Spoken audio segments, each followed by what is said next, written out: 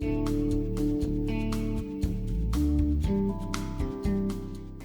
your TRV chair is ready, invite your patient to take a seat.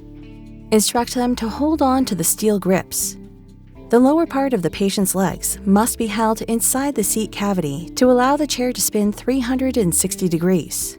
When fitting the ankle strap, check that the shoe tips are within the boundaries of the chair.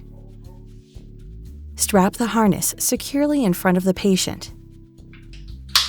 Click and lock all 4 buckles. Tighten the hip straps by pulling them on each side. The hip straps are essential in holding the patient securely, and they must be as tight as possible. Tighten the shoulder straps. Allow 2 fingers of air between the strap and shoulder. It is painful for the patient if these are too tight. Insert the cross-section Velcro piece under the shoulder straps.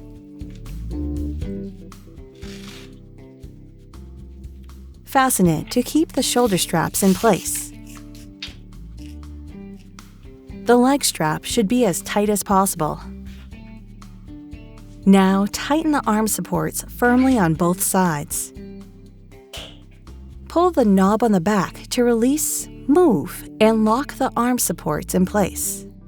It is important that the 2 arm supports are tightened symmetrically. The same number of holes must be visible on both supports.